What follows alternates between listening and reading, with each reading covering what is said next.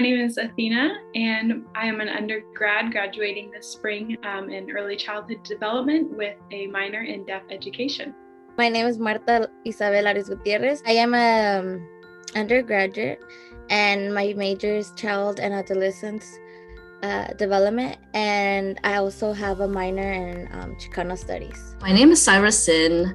I am an undergrad, majoring in Child Development Plan B with a concentration in early childhood education. I'm the eldest of 6, so just being around kids has been my entire life, and I just really like working with them because they are really what teaches me how to be a better person for myself and for others. I really enjoyed playing little, that I was a mom. I know a lot of little girls like playing that, I'm the mom and this is my baby. So after that, I was actually in finance, but it was difficult for me, and I started thinking about child development, and I liked learning about children and infants and toddlers and adolescents. So that really motivated me to pursue my career in child development. Mainly my parents' encouragement. I would have never gotten this far if it wasn't from them really pushing me to go into education. And my teachers from my high school days really gave me the motivation to learn more about child development. And they really opened up my eyes to how important quality childcare can really influence a child's life later on. This career through San Jose State has been helpful in so many ways. I think the most important way is just teaching me, my techniques that help me as a student, and has really helped me realize that there's more than one way of getting work done and learning. And so in the future, I'm able to help assist my children in my classrooms and all of their needs that they have to do for their learning. Gain the experience and information that I need that will help me in my future, such as being a mother. Also, the child development department has been doing great. I've been receiving emails and workshops that they offer, and I'm really grateful because sometimes you need the support and help to keep going. I find the ChAD department and Lurie College and ChAD to be so supportive of all of its students. And for me, it was the professors and advisors in the ChAD department and them talking about potential career pathways and opportunities I can take advantage of to help me grow in certain situations, and also in grow in having more experience with different age groups and different areas of study. And they made me really feel like I can be successful, and they just helped me overall have this notion in mind that I can grow to be a better educator and supporter for families and children. So high quality education, early childhood education, is definitely going to promote justice and equality and inclusion, just because it teaches children how to be around people, how to be around each other, how to express their own emotions, just to understand who you are as an individual at a young age is really important.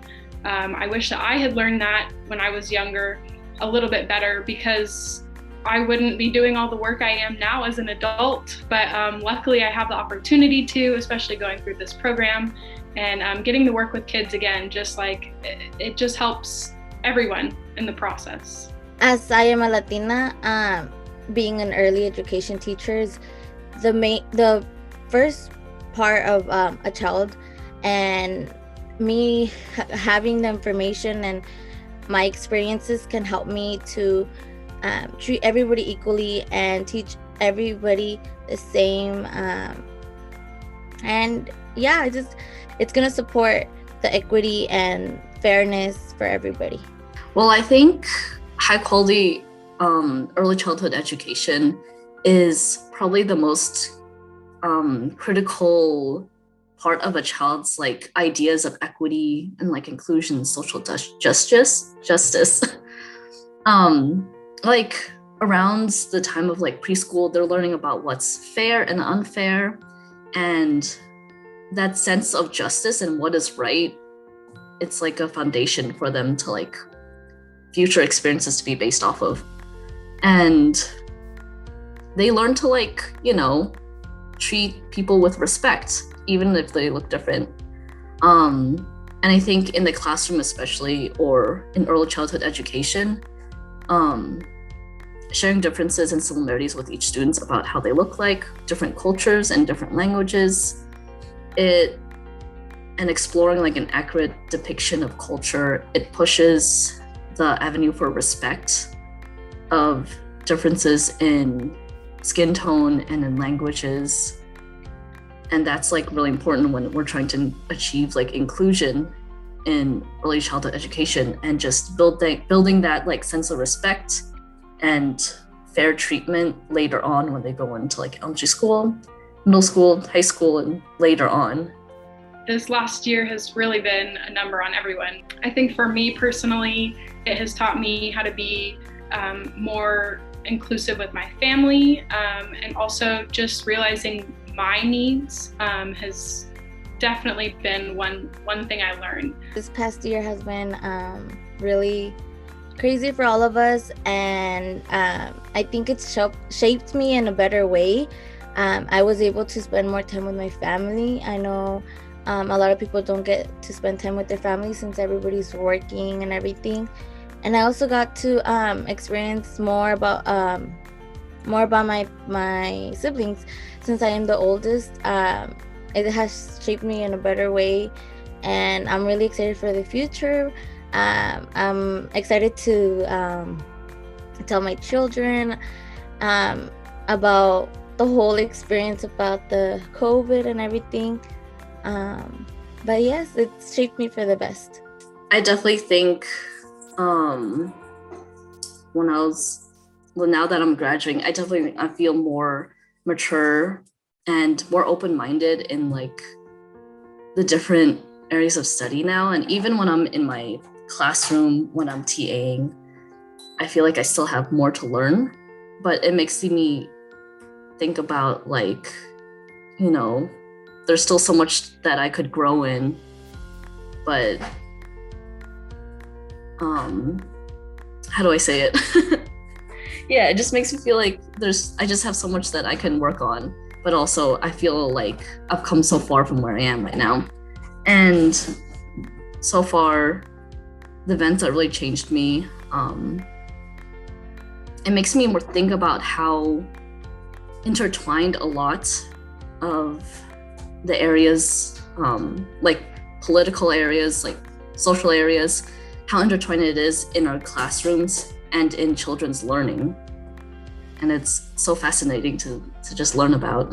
One piece of advice I have for people applying for scholarships is just to do it. I definitely had less faith in myself before going to SJSU, but I just pushed myself to apply. And what's the worst they can tell you is no, and then you just try again next year.